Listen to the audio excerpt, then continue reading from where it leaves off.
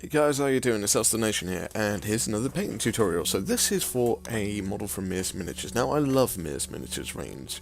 The fantasy creatures they do are outstanding and pretty much second to none. So this is for a reviled Dracox. It's called Sharrock. It's basically a Dragon Ogre Shaggoth, but without the kind of ogre part up top. Instead it's kind of like a lizard man up top kind of thing. So it's just awesome. If you use it as a Dragon Ogre Shaggoth, I don't think anyone will complain because it looks awesome. So, we're coming in first, and this is with Troll Slayer Orange. I've done a prime of black, then with a top-down grey shade over the top to give it the kind of pre-shading effect, and then Troll Slayer Orange all over the basically where the skin is. You don't really worry about the armour too much. Okay, then we're coming in with Deathclaw Brown. And this is going to be painting the underside. So we want to go for a lighter underside of the creature. Again, don't worry too much if you do overspray. It's supposed to blend to a certain degree, but as you can see there, it's coming out about a bit thin and a bit wet. It seems to be blending okay. It's not giving the coverage I really wanted to do, so we'll come in with some more colours in a minute.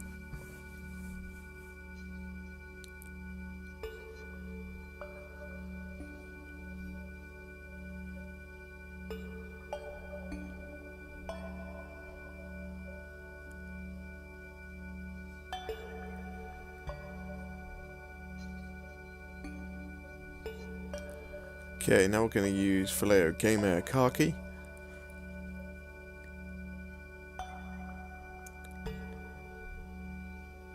And again, same, we're going for the underside, so we're also going for the inside of the arms.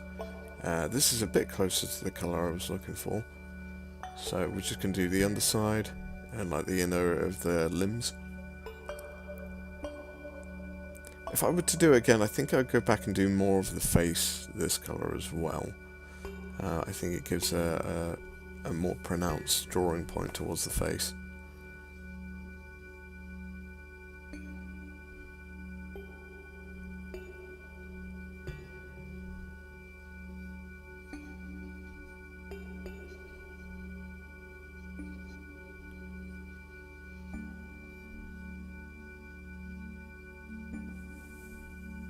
You have to excuse as well, I'm drinking a cup of tea, so you may have to deal with some slurping through this one. Now we're coming in with Shabty Bone. And again, this is giving it a little bit of an extra highlight, so you don't want to cover all the khaki with this. Just go for the, I would say the more raised points, but it's the underside, so go for the more underside points, if that's a thing.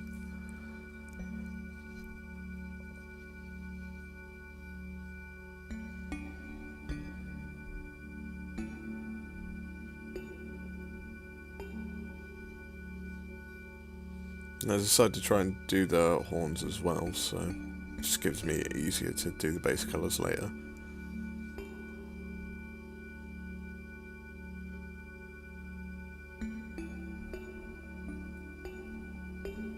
Now we're coming in with Scale 75 White Sands. And again, more extreme highlight.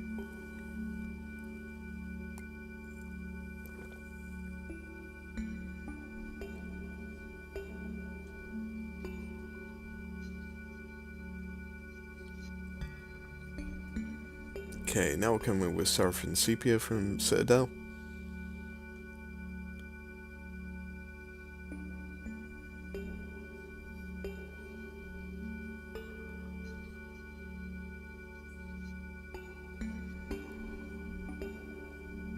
And I mixed a fair amount of water with this because we need a good coverage on this, and it doesn't need to be overly strong. So we start off, we're going to paint all the underside with this.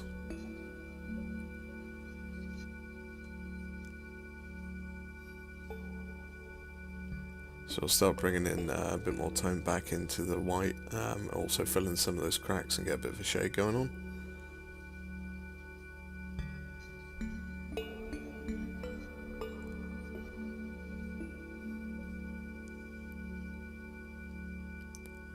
So after you've done all that, there we go with black metal from Vallejo Model Air.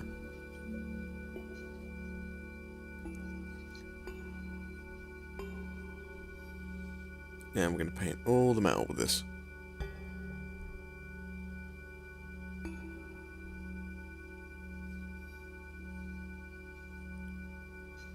So I skip a lot of steps, sorry, not skip a lot of steps, skip a lot of the filming, because a lot of it's very tedious. Yeah. Some of it I'll leave in though, just to annoy people, but yeah. Some of it is, as you can see here, and this is sped up as well. So this is going to take a while to get around all of this. And there we go. And then we're going to come in with Scale 75 Cobalt Alchemy.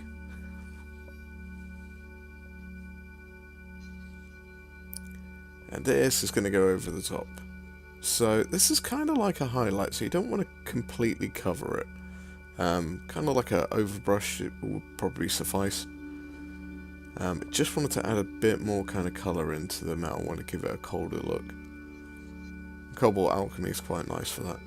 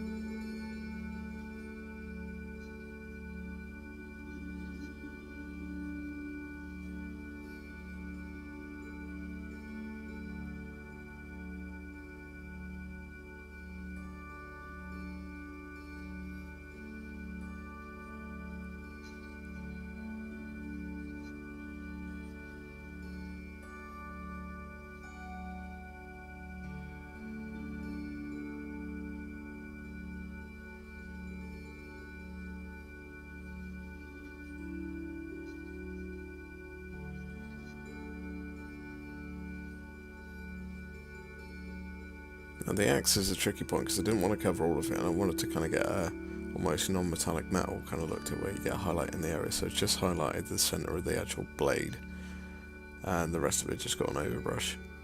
It's probably not true to like how non-metallic metals work, but hey, not really fussed.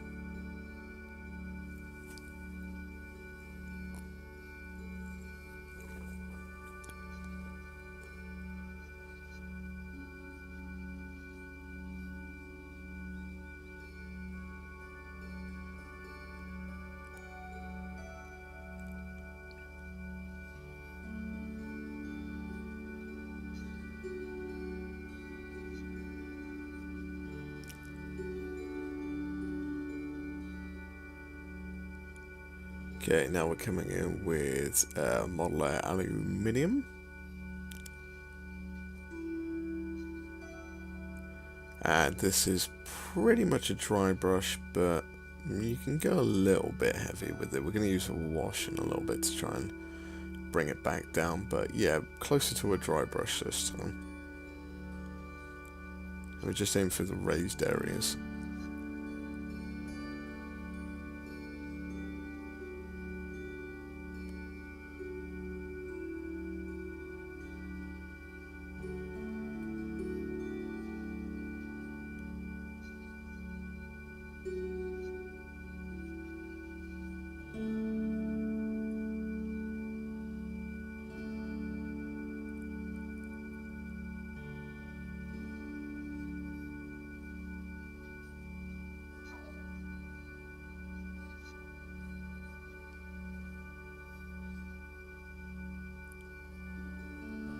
And this is a wash. This is non-oil gloss. I tend to find this works quite well on metals. I learnt this from Sam from Wargamer Online, so yeah, I have to thank him for this. Ever since I've been found doing it this way, I'm like, yep, that looks a lot better. It kind of seeps in, and instead of staining it, it just gives the shadow effect. It stains a little bit, but nothing close to what the regular one does. Gloss just kind of runs into the crevices a bit more, which is kind of what I was after.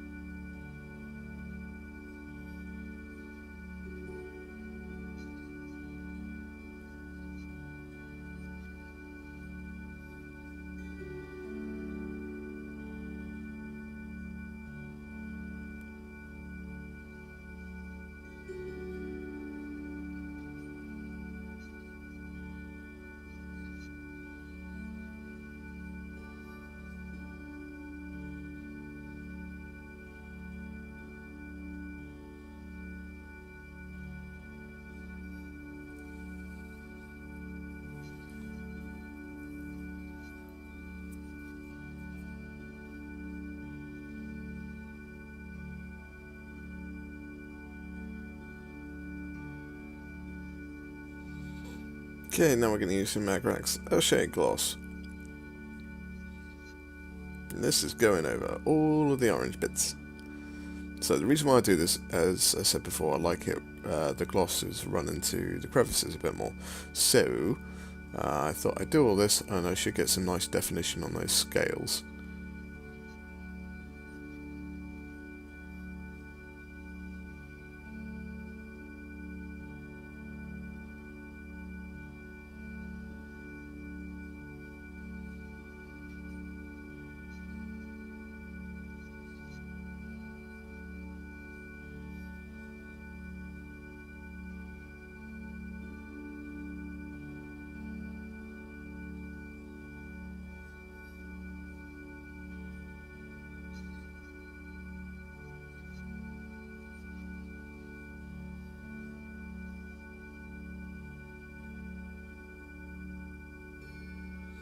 And pretty much decided to do it over the whole thing because it's giving a bit more definition to the underside as well and the white bits.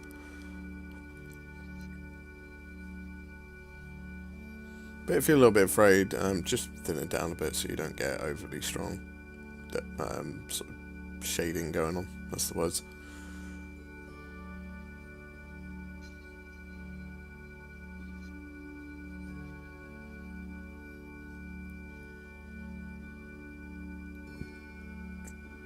Okay, now we're going to use dryad bark. And this is just going to paint the leather straps all over the body that hold the armor plating on.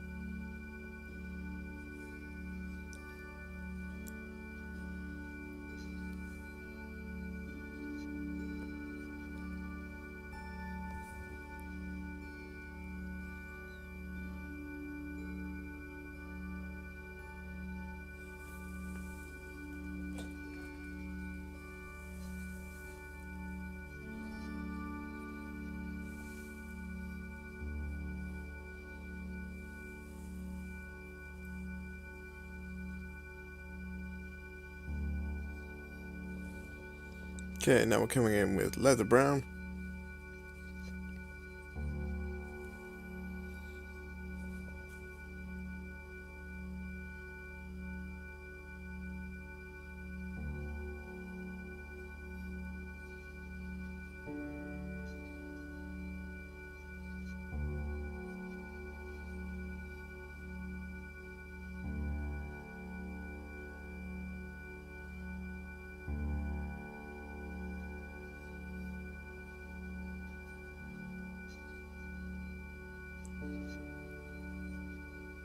Now the leather brown is just to give a little bit more definition to the leather straps.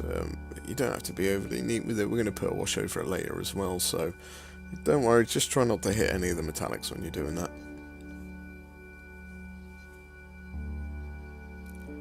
And I thought I'd do the sort of strapping around the axe handle.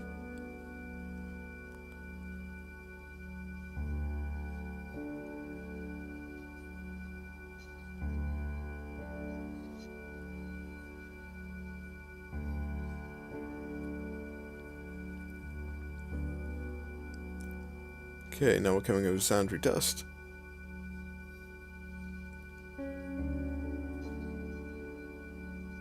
Yeah, time to start painting all their claws. And spikes and bones, and there's a lot more than you'd think on this.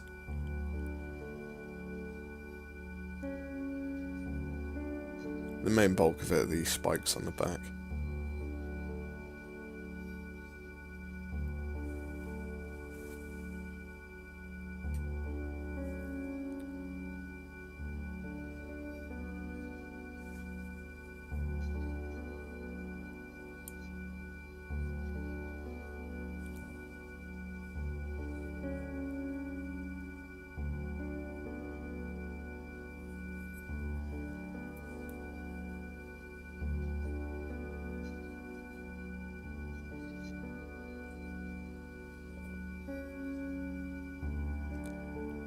And I'm also doing all the skulls.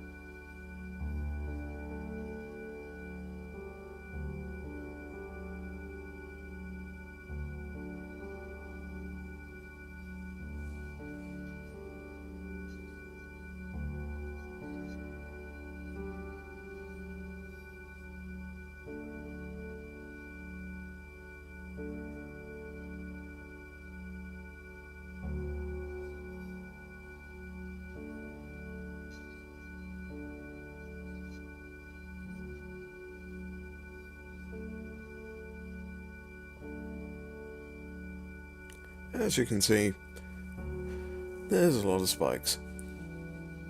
So, one of the things I like showing off on videos as well is how long it actually takes you to paint these things. A lot of tutorials have a misleading factor. Oh, it only take 5 minutes. No, this will take you hours.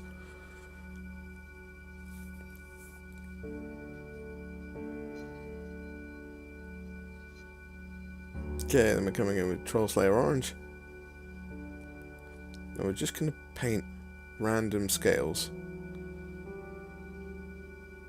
Like, not all of them, just different ones. Just to break up the monotony of the scale patterns. Because if you ever look at reptiles, not all the scales are the same colour. There's quite a mishmash, which tricks your eye into thinking it's all one colour, but it's not. It's a lot of colours. So that's what we're doing here.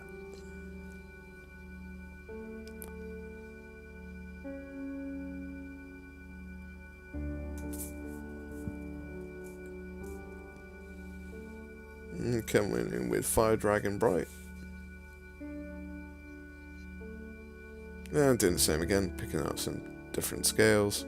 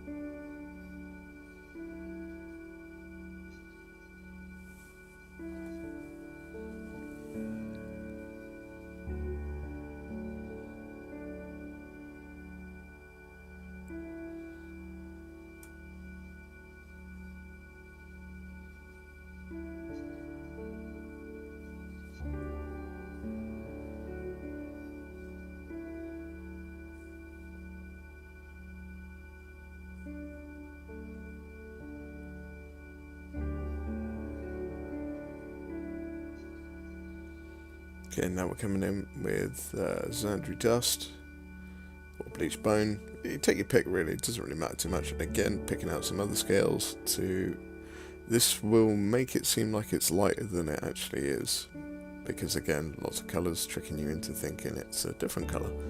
So a couple of scales here and there of a brighter colour starts making you think the whole thing is a lot brighter.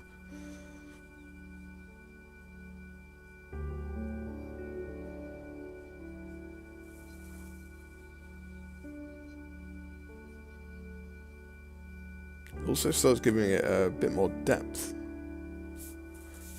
because the colours are contrasting with each other. Now we're going with Shadow Grey, and I know this is an old colour, so something like Dark Reaper would probably work as well. This is just paint the hair on that weird head of what I'm assuming is a giant or an ogre or something like that, because it's a big head. Like a really big head.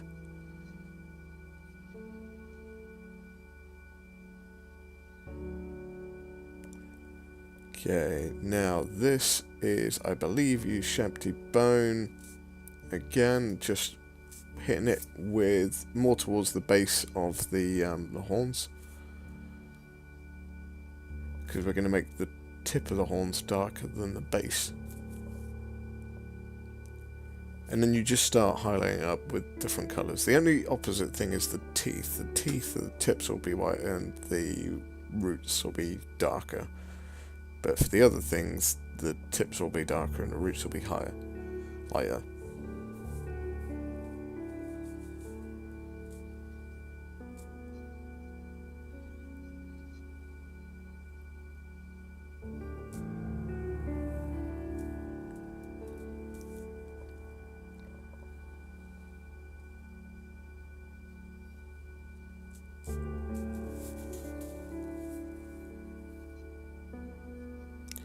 And we're just going to give some highlights to that Shadow Grey. And again, highlighting all the little claws that we can find. Also doing a bit of an overbrush on the handles. Again, we're going to wash those down so they'll get defined with the wash. As you can see there, going in, making all the bases of the spines lighter than the tips.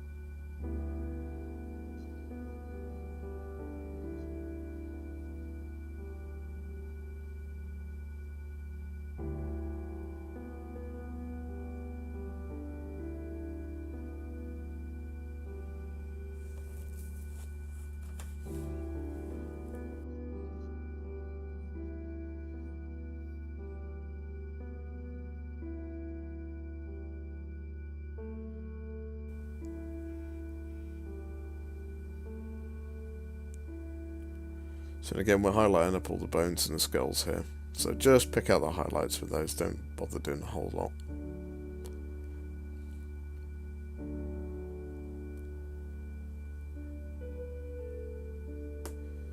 Okay, then we're going to go back to White Sands from scale 75.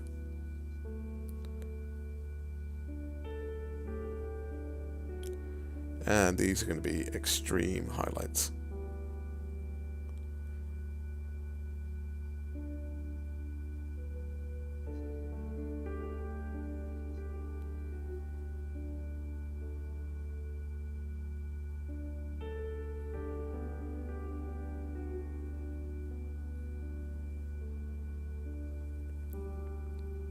And again, aiming more towards the base of the horns and the spikes, but the claws, the teeth, they have the tips lighter than the base.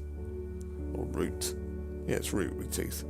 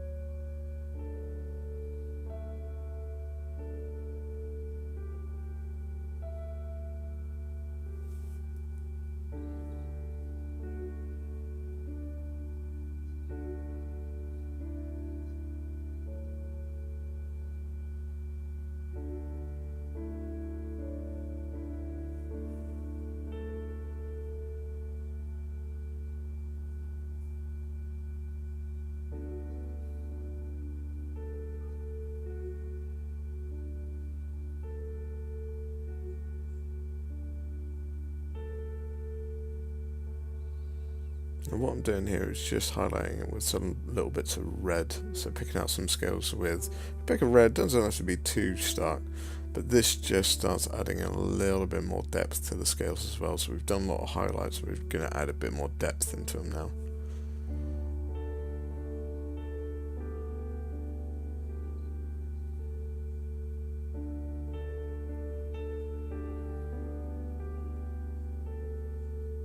And also painting the tongue. Then we're going to use Warpstone Glow. Then we're going to use it to paint the eyes. Now, I painted the eyes white beforehand, so the green comes out quite nicely, but I'd probably just say if you're going to paint eyes, paint them white first, then whatever colour you use will pop out a bit brighter.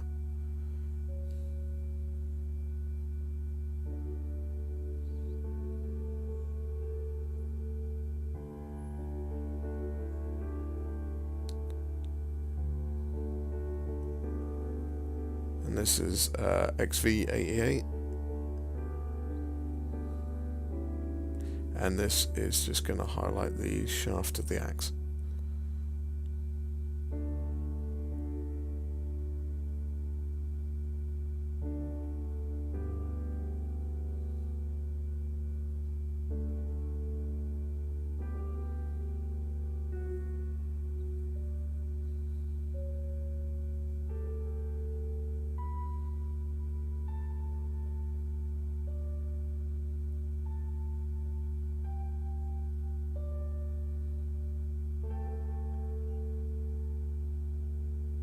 As you can see there, I put a white dot back in the eye again, just in the middle, and then we're going to come in with moot green and highlight up. So we get this sort of effectively shading the eye, so you'll have two tones of green there. Then little tiny bit of black just to create the pupil. So you can make it reptilian. Do eyes how you want to at the end of the day. Everyone does them differently, so.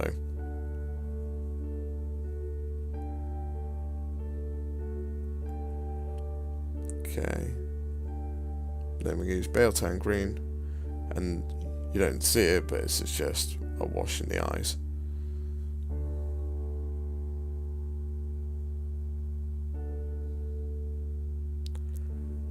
Now we're going to use Agri Shade.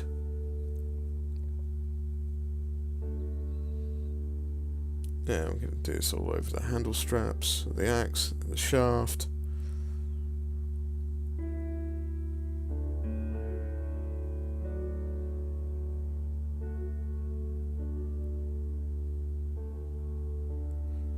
And also we're going to work over all the tips, all the bones, spikes, ridges. So the skulls just get a bath in it. The horns will get a progressive shade from the tips working back to the base. So as I said, base is lighter than the tip, so we want to make the tips darker. And also we're just going to put a wash over all of the strapping. Or is it strapping? Banding? Whatever holds the armour on.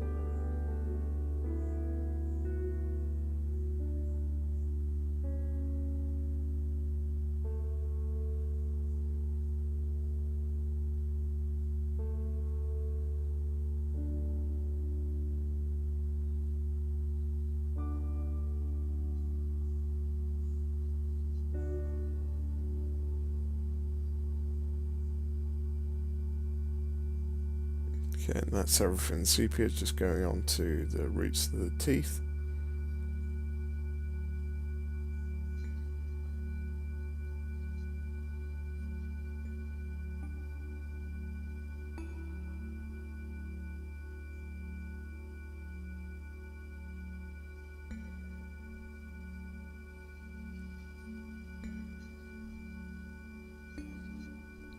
And again, just some more agrax. We're just going to create a bit more of a shade.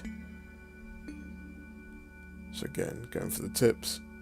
And you just progressively make it smaller so the shading does its work on multiple levels. And I decided to do a little bit of highlighting on the face to bring in a little bit more definition in there.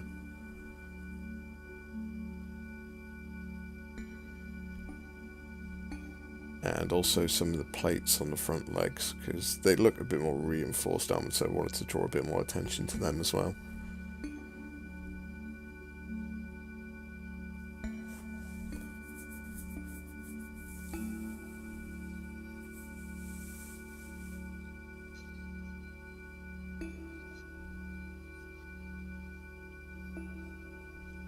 And yeah, just a couple more scales to give it a little bit more definition. I think that's actually a mix of bleached bone and orange there.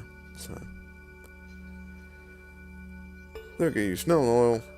And last little thing, stick some wash on the hair of the dead body. Or dead head. Dead head. That's the saying.